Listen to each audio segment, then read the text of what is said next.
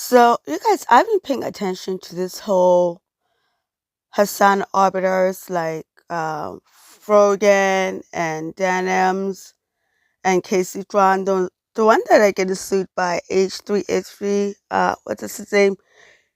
You know his name. Yeah, they're getting, Ethan Glenn, they're getting sued by him for copyright infringement.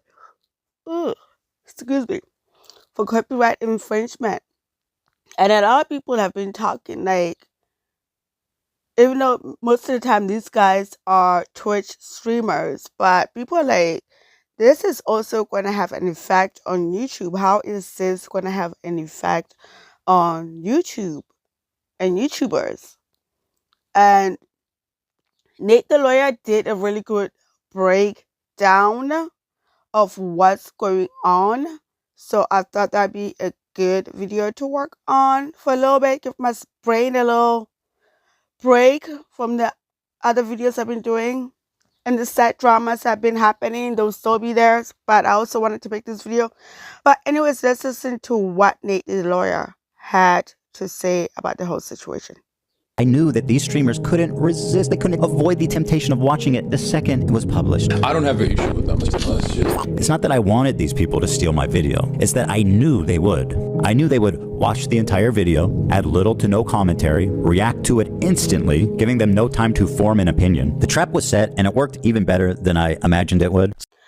So what I am not understanding is, I know the subredditors were involved in trying to take Ethan down and calling the CPS on him. How, excuse me, how did Hassan and Ethan fall out? Was it because of the debate that they had over Palestine and Israel? Is that what happened? And why is Hassan so dead on set on going after Ethan? And then you have his arbiters that are literally fighting his battles for him while he sits back. Why? Why are they doing this themselves? Because Hassan has money and Hassan's family has money. So never mind that he makes millions of dollars off of Twitch. You know what I mean? On top of that, his family is actually wealthy. Like, what are they thinking? Let him fight his own battles with his own money and with his own family money. Like, you guys don't have the amount of money that he has. What are they doing? So Ethan Klein has set up a copyright trap, and 3 creators fell head first into the well. Let's talk about it. And there's one thing about copyright you should know is that you got to register it before you publish to be eligible for statutory damages and attorney's fees, which is the main biting force of a copyright infringement lawsuit. Well, I'm happy to tell you guys now, I, Ethan Klein, have registered Hassan Piker Content Nuke with the United States Library of Congress. Okay, there it is. There we go. Because I know a couple of people kept on saying, like, especially particularly with our deaf vets, like Foodie and Amberlyn, people keep on saying, why don't they just go after other reactors? Because, you know, they just steal their content. And it's like, actually, unfortunately for you guys, from what I've seen, a lot of creators actually do react to the girls. You know, and it's unfortunate that all that content is based on one girl or one person. Yes, I don't think that's against the term of service, but yes, a lot of people do that. But it doesn't mean it's against terms of service. And from what I've seen, a lot of creators do actually transform their content, unlike these ladies that are getting sued by H3H3. And with the exception of like a handful of people that literally just snipe, especially Foodie Beauty, and just let her stream run. No commentary, no nothing. Just literally snipe it and let it run. Majority of the time when I see other creators sniper or whatever, they actually do add commentary to it. And also, do they have the kind of money that Ethan Glenn has to register the work of the Congress of, like, Library of Congress, do they have the money to do that? And even if they have the money, are they even willing to go through all that? That's another question. So, what is copyright infringement? What is a copyright? Copyright is one of many intellectual property rights. Intellectual property rights are rights-protected property interests, even though they are not tangible like a laptop or house. Other intellectual property rights include trademarks, patents, and trade secrets. U.S. copyright laws are codified in Title 17 of the United States Code. In the U.S., registration of a work is not required to have a valid copyright. Just producing and committing something to a tangible form automatically gives you the copyrights to that creation. However, federal registration of a work with the U.S. Copyright Office, part of the Library of Congress, provides additional options and protections to the work's author. A copyright is a legally recognized property right protecting creative, original works that are fixed in a tangible medium of expression capable of being perceived, reproduced, or otherwise communicated. For instance, a songwriter that writes a song can use the Notes app on an iPhone to type or fix the lyrics into a format that is tangible and easily reproduced. Otherwise, the lyrics are just an idea in someone's mind and not easily perceived or reproduced. Likewise, an oil painter fixes her work onto a canvas, a common medium of expression for artists, the same way that a 3D animator might fix his short film into a digital file format, another medium that falls within the scope of the Copyright Act. You cannot use, copy, modify, or publish that work without permission.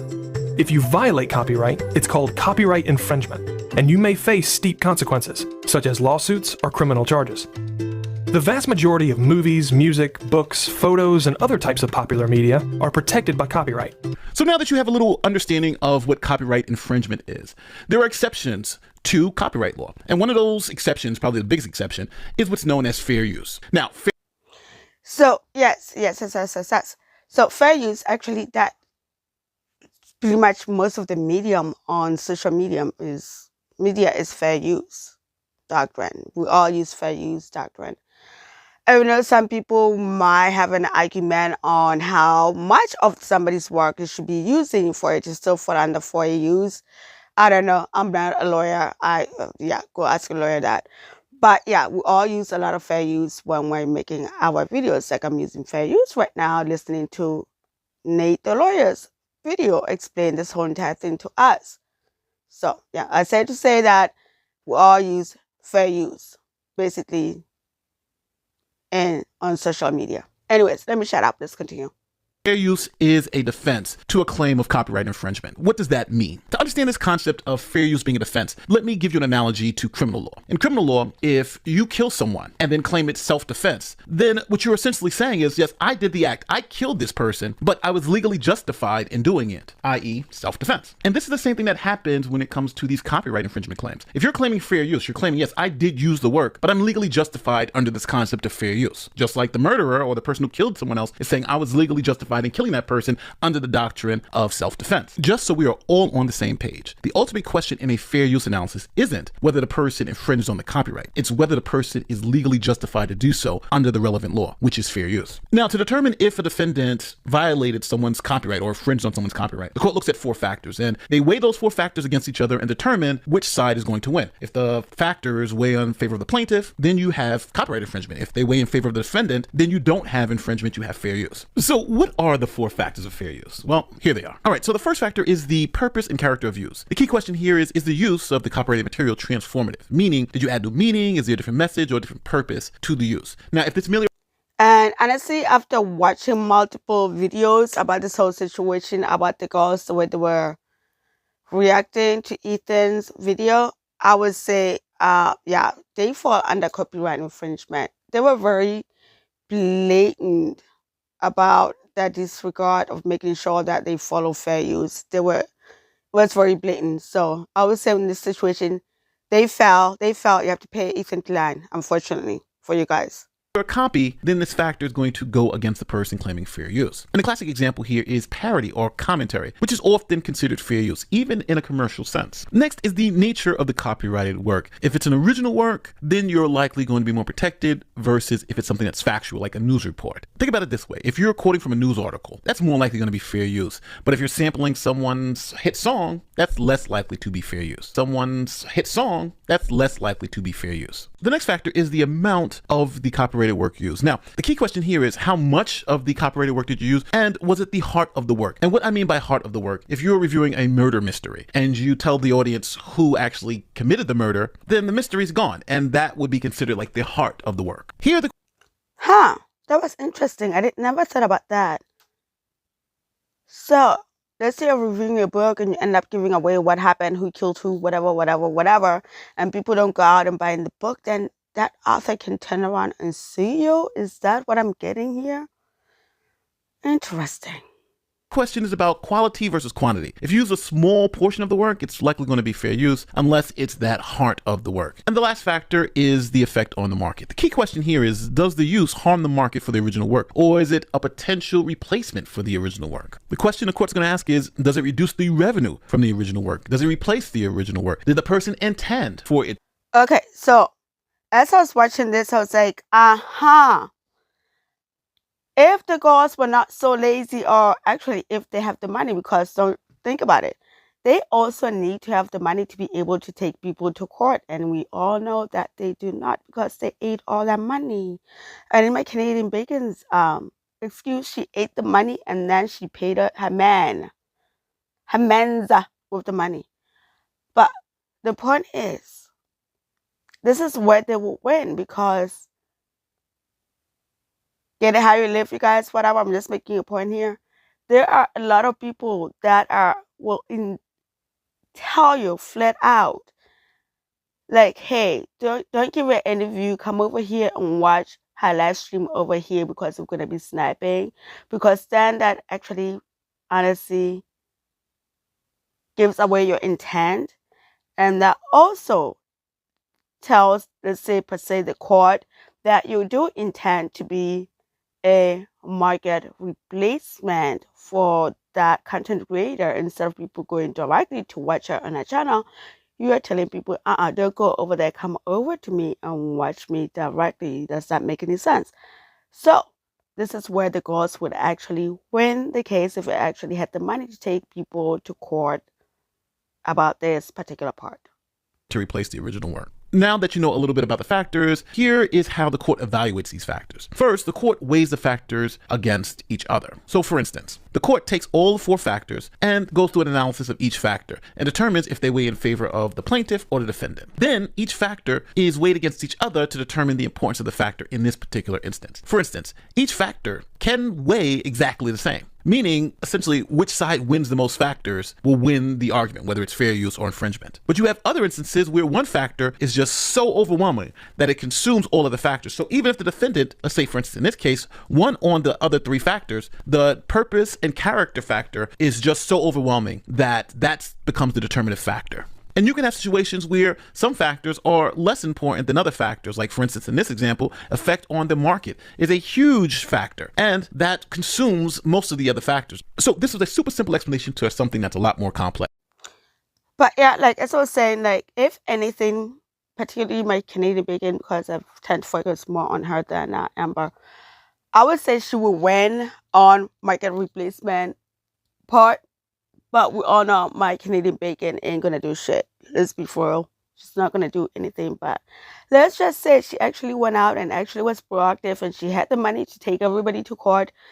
That's what she will win on, is market replacement. And she might win against a handful of reactors that I've seen that, like I said, they just let her content play on the screen and they don't say shit. Like, literally, just snap her, walk away, let her content play. She will win against those. And again, this is going to take money, time, and effort. Most importantly, money that we know that she does not have.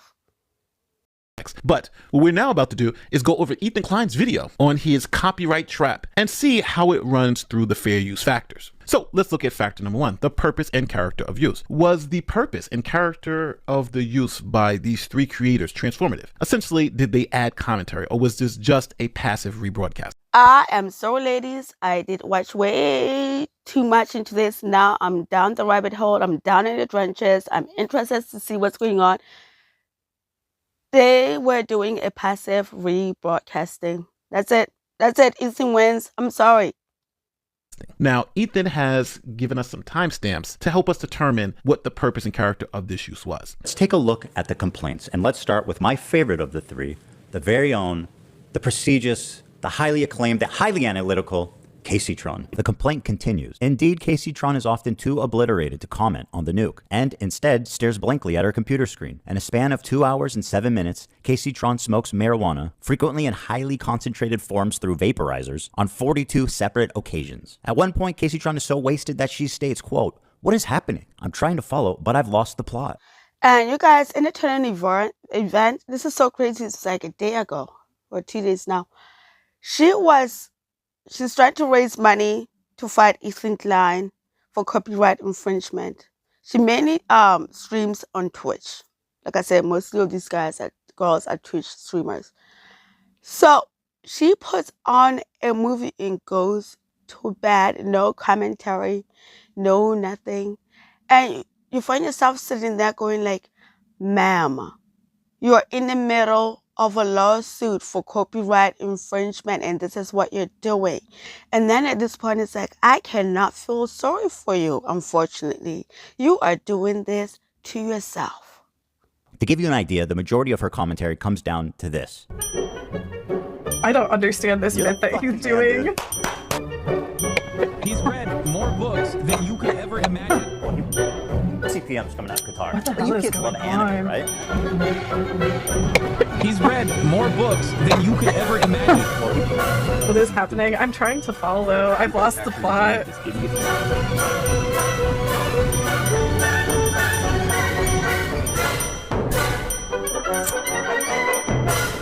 They do musicals. They're very musical people.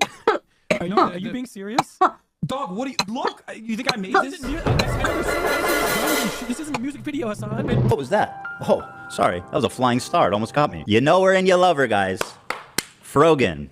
Her commentary is so non-existent that even her own fans begin to call her out. I don't have anything to say, dude, because he's cycling the same fucking points over and over again. What more commentary do you need on him repeating the same fucking points for the whole first hour and 1 minute and 32 seconds? Oh, okay, then Forgan, why didn't you just cut off the video then at hour and 20-some minutes if you felt like they were just saying the same point over and over and over again? Like, why didn't you just cut off the video there? Or why didn't you just go through the video and shorten it up so you're not using the whole video? If you knew that's what you're going to do, well, let's be for real. You guys already planned to do this so that nobody will go to his channel to watch the video. So, yeah. Well, this is how you screwed yourself over, honey. It's been the same shit over and over again. This video could have been condensed into 20 fucking minutes. Like, what? To me, it's interesting that she says that the video could have been condensed into 20 minutes. Okay, why didn't you condense the video in 20 minutes? Because if you did, honey bun, you would not be in this position. Oh my God. Commentary do you want me to add by like, oh, this guy's a fucking idiot, he's mentally ill, and he's having a mental breakdown and uploaded it to fucking YouTube? Are you gonna make at least one good point? What do you want me to make a point on? Oh, I forgot. She also said, "Can I use the bathroom, please? I'll leave it playing." You may use the bathroom, Frogan, although I don't advise it. Can I use the bathroom, please? I'll leave it playing. This into your stomach. And let me state the obvious. Jew and Apparently thinks Twitch is liable for me interviewing a Yemeni teenager who's only known genocide his entire life. What happened? Next is denims. And honestly, just take a look at this, guys. It's a nightmare on Denim Street. Not only did she chair react, but she was kind enough to write her name right at the top just so that we knew that she was stealing my content and it was her room and nobody else's. Judge, did you know that we're on Denim Street right now? The Queen of Self-Own included a countdown timer so we could tell exactly how long she was away. After being gone for a few minutes, she returns and then sits silently for another couple of minutes eating. I'm gonna go pee, and hopefully, when I'm back, they're done with this. And before, honestly, I'm still trying to figure it out. Were they fighting before they had a debate before about Israel and Palestine? I'm talking about Hassan and Ethan. Was that where they fought? Was that what? Were they fighting before then? That's my question. And then you have IDubbbz. He had a falling out with Ethan because his wife, girlfriend, whatever, was on Hassan's side, so therefore, of course, he had to fall out with Ethan. Like, so all of these people, like, they have a falling out with Ethan. Why is my question? Why do they hate him so much? Can anybody tell me? Because I do not watch A3. I tried to watch it. Not my cup of tea. I have tried it, you guys. I can't. It's not for me. So why are all of these people coming after him aside from the debate? If you know, please let me know. Right. You do look better. Mr. 305. I see it. Dude, you should do this. I have an alternate. We're relying on you to stay live so we don't get more views on the nuke. Yeah, I'm gonna stream it. So when it comes to the first factor, the purpose and character of use, essentially, were they doing commentary? It doesn't look like they were, and that factor is going to weigh in favor of Ethan. Now, before you guys say, hey, it wasn't commentary, it's automatically not fair use, remember, these are factors and they have to be weighed with the other factors. So let's move on to factor 2, the nature of the copyrighted work. The key issue here is, was the original work factual or creative? Now, we don't really have to go into any clips for this because Ethan claims that he deliberately created this long-form, commentary-heavy, creative video, The Nuke, to test if it would be misused. Now, this piece of work contains storytelling, satire, political commentary, and has edited interviews. So when it comes to the nature of the copyrighted work, it's highly creative, which generally weighs against fair use. But again, it's just another factor. So at this... Oh, so what I'm getting is that Ethan made sure this thing was as boring as possible. Point for you. And then my other thing is, with these Hassan's harem, why did they jump on this? Why didn't they wait to see if Hassan was going to react to this and then follow suit if they insist to being part of his harem? Why did they jump on this? Because Hassan did not react to this video. You know what I'm saying? From my understanding, he did not react to this video. Why did they jump in on this? Oh, wait, and I think he did. But when he did, or was it a different video? He made sure he actually reacted. He actually made sure that he reacted because he smelled a rat from a mile away. So, point, I have Ethan winning 2 of the 4 factors. But what about factor 3? The amount of the portion used. Well, here, let's just be clear. They watched the entire thing. It was from end to end. So if they're watching the entire video, then the amount used is all of it. And again, if you're using all of the copyrighted work, it tends to hold strongly against fair use. That's very interesting, you guys. I did not know that. So if you use the whole entire work and somebody's taking you to court for copyright infringement, you use the whole entire work, that tends to be held against you. Fascinating. By the fact they use the entire content weighs in favor of Ethan. Now, with 3 factors in his pocket, Ethan's looking good. But remember, 1 factor can consume them all. So let's look at the 4th factor, the effect on the market. Now remember, this asks, does the use of the copyrighted work harm the market for that work? In other words, by uploading Ethan's entire video on Twitch or wherever they uploaded it to with no commentary or transformation, does it hurt his views on YouTube? And if it does, then this factor is going to weigh heavily in favor of Ethan. Is this a market substitute? This is the part that really got her sued. A lot of people have been wanting to watch this without necessarily supporting Ethan Klein. So we're gonna watch it. What the fuck is going on here? Stating outright that her intention of doing this is so that people who don't want to support me can watch it through her is why copyright infringement laws exist. You could not and should not do that, especially if your commentary consists of you taking bong loads. Thank you guys so much. I do appreciate everyone's support. And thank you for watching it with me. First time viewer, time to watch the nuke ethically. Hell yeah. I found my way from Reddit. Hi guys, welcome Reddit people. Reddit people. I came from the HV Oh boy, this is not really going to weigh very favorably in that end because also people from Reddit, apparently they were also involved in getting CPS called to Ethan's house, which is messed up. You can dislike somebody on the interweb. You don't have the right to reach into their personal lives. That's gross. But for her to acknowledge that the Redditors are in her live stream is not going to weigh very likely on her. And apparently Ethan already was able to identify the Redditors and the moderators on the Reddit, and he's also going after them too as well. So this whole thing, you guys, is going to be messy. Reddit, Ethan is so pathetic while his son is in Japan and father having a great time. Exactly. We're gonna watch it live, yes. He doesn't want people to know when it's dropping because we're all watching through other streamers. And I suggest you all watch it through other people as well. It's the stated malicious intent to steal. We're relying on you to stay live so we don't give more views on the nuke. Yeah, I'm gonna stream it. Since he confirmed it's coming out today, we're gonna stream it. If you want to watch it with someone else who's already watching it, you know, come enjoy the watch party somewhere else. If you enjoyed not giving any views to that terrible video, follow. Oh boy, they just couldn't help themselves. Well, Hassan, come and help your goals out. Your family apparently is wealthy. They're like billionaires. You got the money. Stop being stingy. Help your goals out. And you also make millions and millions of dollars a year on Twitch. You can afford it. Come and help your goals out, my dude. Like, for real, help them out. They did all this. I guess they wanted to be cool, but in your name too, Hassan. In your name too. So help your goals out.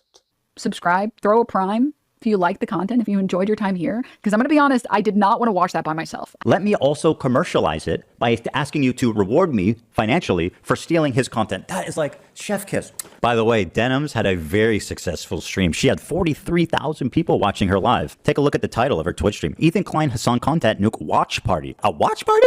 I don't think that's fair use. Now, Denims, of course, always delivering the goods. She went on this dude's podcast to debate fair use. And would you be surprised if I told you she said a lot of incriminating things in that podcast? I want to be clear on my opinion on like filler content and stuff. Like, I think filler content, like, you shouldn't do it. I know I do it as a React stream. And I try to do it only when I do it with like Vox videos or Vice videos and stuff like that, because at least I'm not like directly ripping from one content creator and not like a whole team and stuff. And most of those videos have like 5 million views. I only get like 500 viewers. Like I'm taking maybe 50 views from the video. It's a lot harder to feel like, I guess, bad about that. Whereas like I would feel very bad about doing that to like a single content creator. The majority of people say that they literally wouldn't watch Hell's Kitchen unless I was streaming. And it doesn't necessarily mean that I'm reacting hard enough. You know, I'm sure if you click on a random part in the video, I might not be saying anything, sure, whatever. And I might walk away from the screen. But it's about like the communal thing. It's why like fucking Toast started streaming Death Note. It's not about the actual show at a certain point. It's the same reason you watch shows with your friends. You want to watch it with other people. A lot of people go to watch streamers on Twitch for their React content almost as a curator. So they don't actually want to go through YouTube themselves and watch a bunch of videos. Aren't necessarily people that would be watching content on YouTube.